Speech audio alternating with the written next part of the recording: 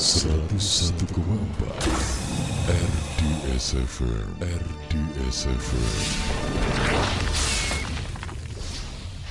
Priambodo, pengurus YLKI bidang hukum ini nanti ya, akan berbincang dengan beliau terkait dengan tema yang kita bahas pagi ini. Kepala BP POM menolak tanggung jawab bagaimana perlindungan konsumen ini kemudian ya. Baik, ini nampaknya sudah terhubung ya. Pak Rio Priambodo, pengurus YLKI bidang hukum. Coba kita akan, ini gambarnya belum muncul ya. Suara aja. Oke, coba kita akan sapa terlebih dahulu Pak Rio Priambodo nih. Pak Rio, assalamualaikum. Halo, assalamualaikum. Waalaikumsalam warahmatullahi wabarakatuh. Selamat pagi, Mas. Selamat Saya pagi. menggunakan kamera. Oh, tidak pakai kamera ya. Saya Saiful Arif dari RDS FM Solo nih Pak. Pagi ini bersama dengan di Solo ini kita berbincang terkait dengan tema kita pagi ini, yaitu Kepala BP POM yang menolak tanggung jawab. Nah, ini bagaimana kemudian nanti perlindungan konsumen. Jadi Kepala Pengawas Obat dan Makanan BP POM Pak Penny Kusumastuti Ligito dengan tegas menolak bertanggung jawab atas peredaran obat sirup yang diduga menjadi sebab kasus gagal ginjal akut pada beberapa anak belakang ini. Gimana menurut Jenderal nih Pak Rio? Ya, itu kan klaim, terima kasih Mas. Jadi bertanggung jawab atau enggaknya kan itu kan klaim sepihak ya dari BPOM. Tentu ya KI ya serta-merta enggak ya menerima itu dengan mentah-mentah ya. Pernyataan BPOM itu bahwa memang BPOM tidak bersalah, tapi ini harus dibuktikan dengan lembaga yang independen di luar BPOM. Salah benarnya yang berbicara bukan BPOM tapi lembaga yang berwenang. Siapa dalam hal ini? Misalkan kalau ada pidana dan sebagainya, misalkan ada kepolisian. Kalau di luar kepolisian misalkan ada terkait dengan izin dan sebagainya, apakah ada maladministrasi atau tidak, maka itu ada kewenangan ombudsman. Bagaimana nanti juga DPR bisa mengintervensi, atau nanti kalau pemerintah berinisiatif adanya tim gabungan independen pencari fakta TGIPF, maka itu lebih bagus. Nah, itu akan mengaudit segala kinerja BPOM. Nah, BPOM dalam hal ini kan sebelum mengklaim bahwa mereka menolak tanggung jawab karena sudah melakukan tugas dan kewajibannya dengan benar. Tapi kan bagaimana ini bisa dikatakan juga oleh pihak luar bahwa BPOM ini nggak bersalah karena sudah menjalankan tugas. Nah, itu harusnya keluar dari lembaga lain yang memang bisa independensinya itu juga, kredibilitasnya juga lebih bagus. Nah, bukannya kita nggak percaya BPOM dan sebagainya. Tentu dalam hal ini kan masyarakat bertanya, kenapa keluar izin edarnya selama ini kan seperti itu.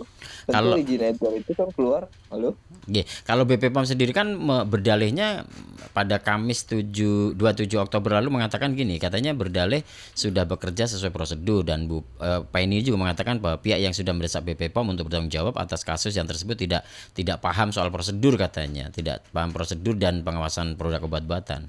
Ini kata Penny. Nah, itu ngelesnya gitu itu ya. Kalau untuk dikaji lebih dalam ya.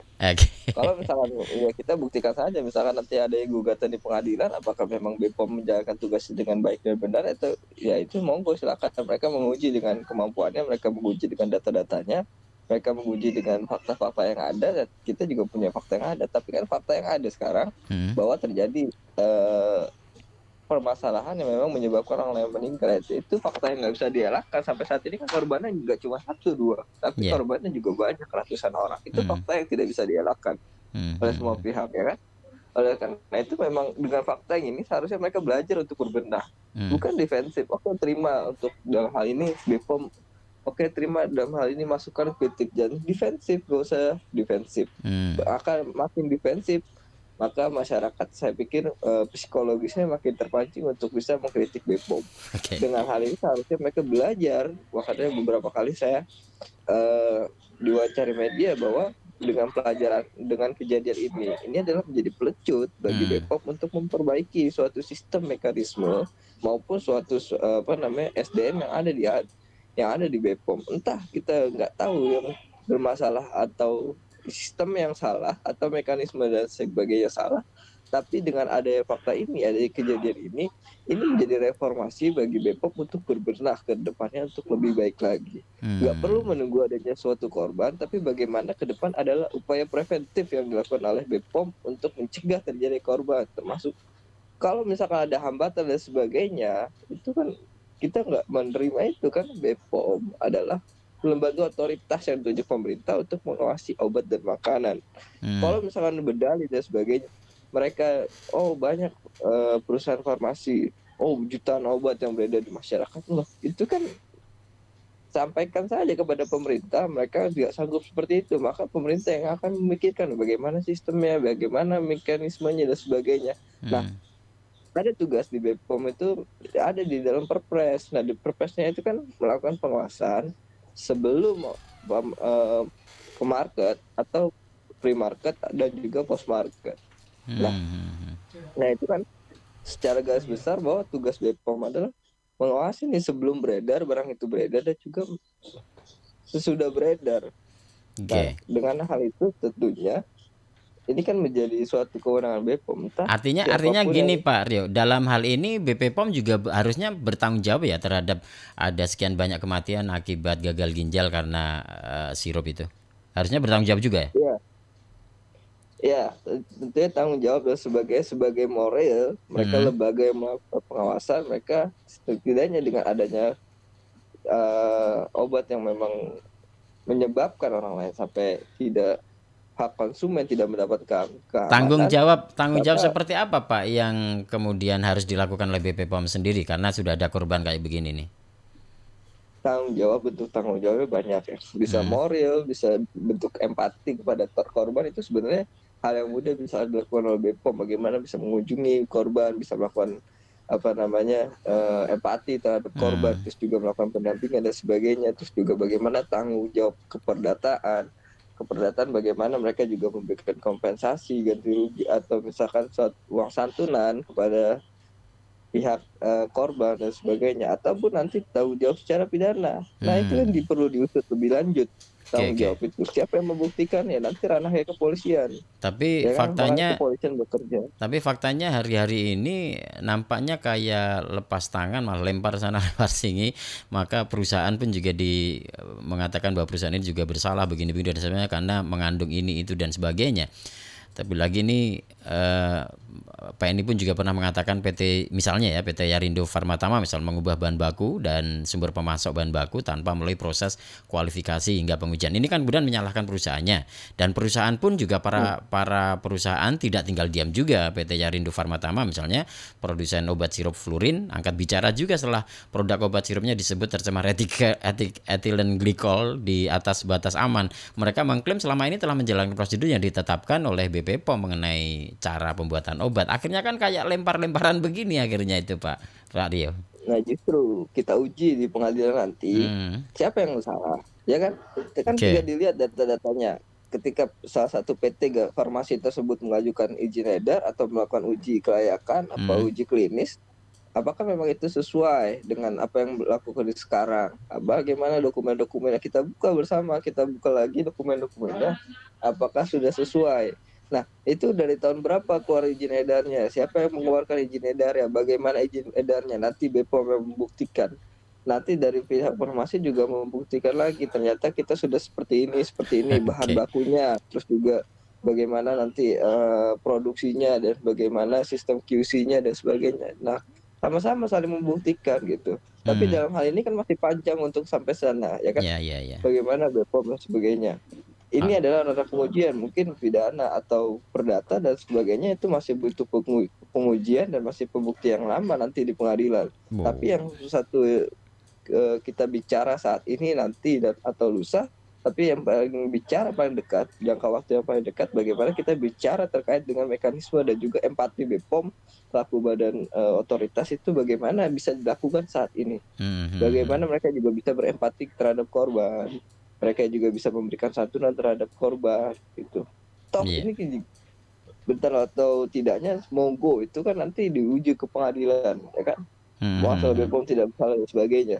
Tapi bagaimana kita melihat dari sisi kemanusiaan atau dari suatu tupoksinya, memang secara garis besar BPOM yang bertanggung jawab dalam hal ini untuk pengawasan obat dan makanan. Entah siapa yang salah, nanti pengadilan nanti yang akan membuktikan siapa yang jadi tersangka, siapa yang jadi terdakwa. Makanya ini masih menduga, semua menduga, belum ada putusan, maka kita masih menduga. Tapi dalam hal ini masih bisa dibuka peluang untuk bertanggung jawab secara moral, kemanusiaan, maupun nanti bisa memberikan santunan sebagai bentuk ungkapan suatu ungkapan bentuk empatinya lah gitu ya.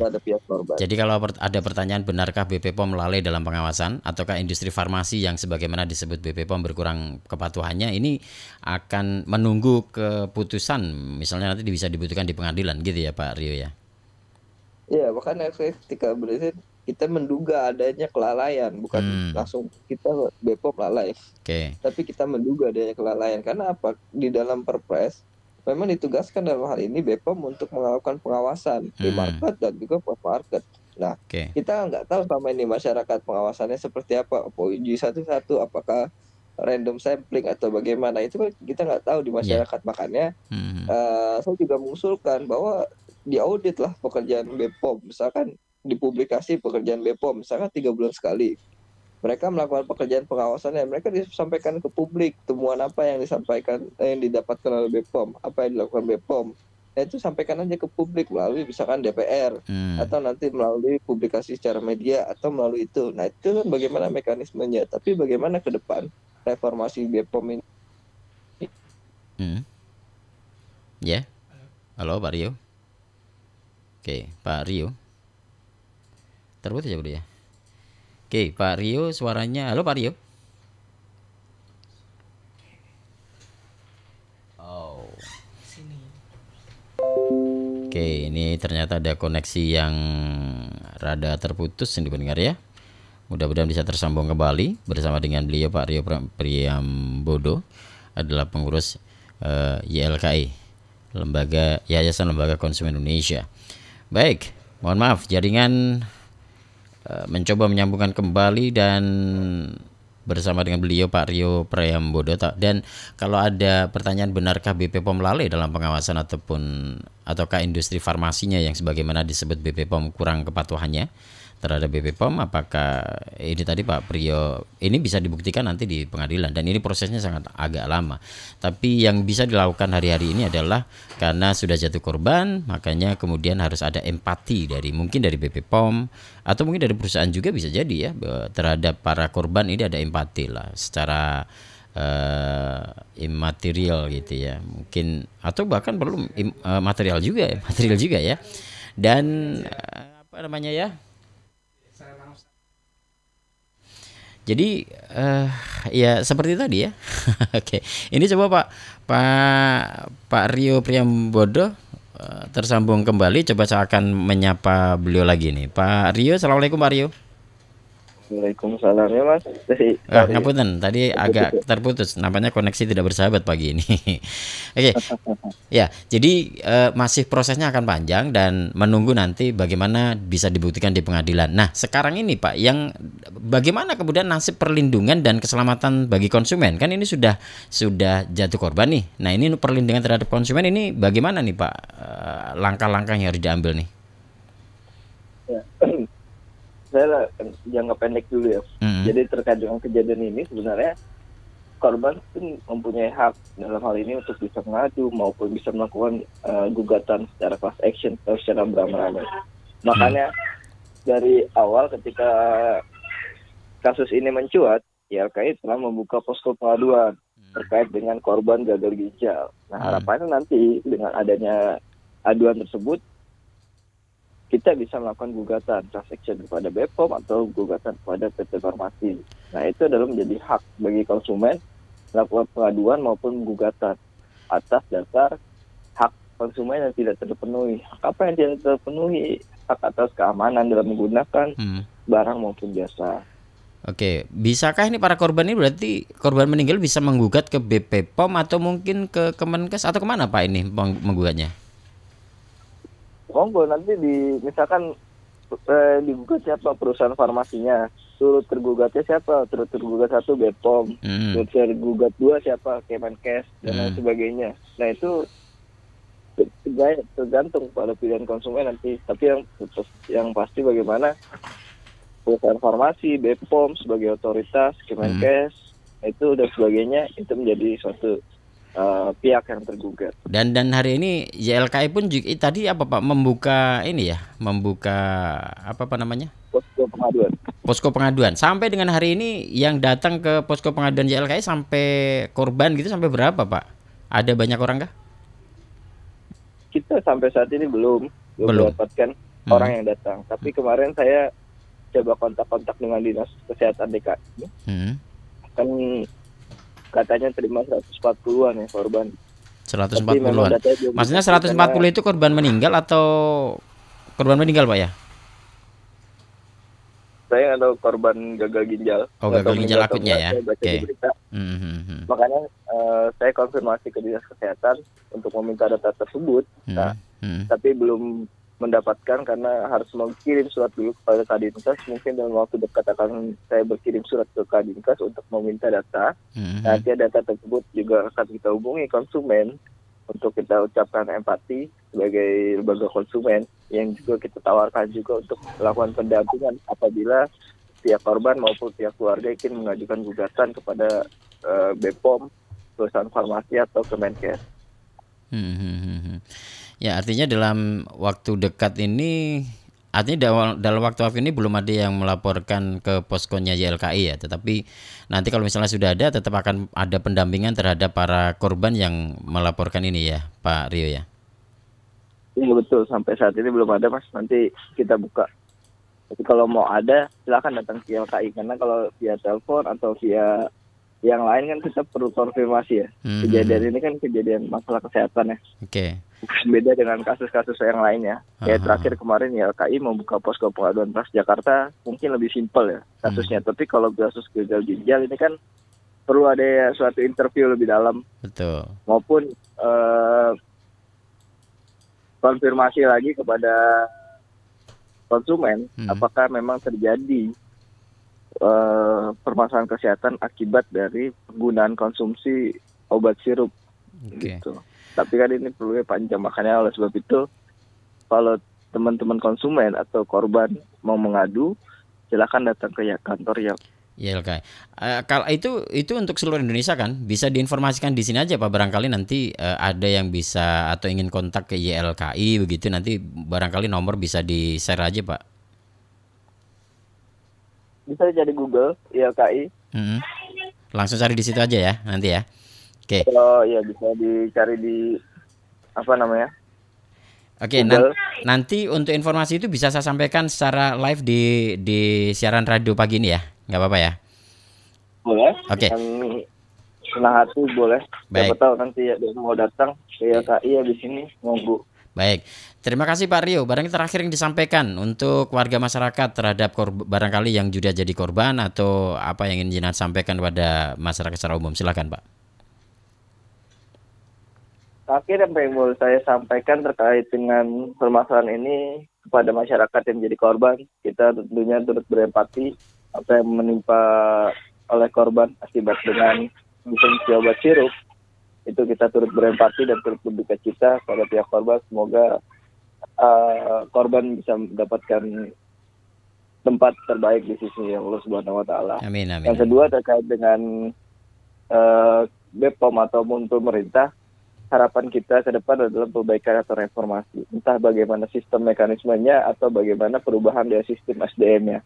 Kalau masih kita bisa ubah dengan sistem mekanismenya, ya kita ubah mekanismenya. Atau kalau misalnya ada pilihan lain untuk mengubah suatu SDM-nya, ya monggo kalau itu yang terbaik dilakukan. Nanti itu tergantung bagaimana Presiden sebagai orang yang bertanggung jawab dan juga Kepala BPOM bertanggung jawab Presiden, monggo silakan. Kalau misalkan tidak perlu diganti dan sebagainya, monggo bisa lebih baik lagi, itu bisa diganti juga orangnya. Nah ini adalah kepentingan untuk semua kepada konsumen. Kembali lagi semuanya apa yang dilakukan perbaikan reformasi mekanisme maupun sistem itu untuk melindungi konsumen ke depan. Baik. Mungkin itu Mas. Baik Pak Rio, terima kasih pagi ini sudah saya ganggu waktunya untuk di Assalamualaikum Indonesia RDS FM. Insya Allah lain kesempatan bisa kita ganggu lagi, waktunya lebih panjang lagi Pak ya. Oke. JNJ, terima kasih Pak. Assalamualaikum. Waalaikumsalam. Ya, pendengar, demikian tadi Pak Rio Priambodo ya, apa namanya ya. Indahnya hidup dengan syariah, mendidik jiwa dengan ibadah. Radio Dakwah Syariah, satu suara untuk dunia.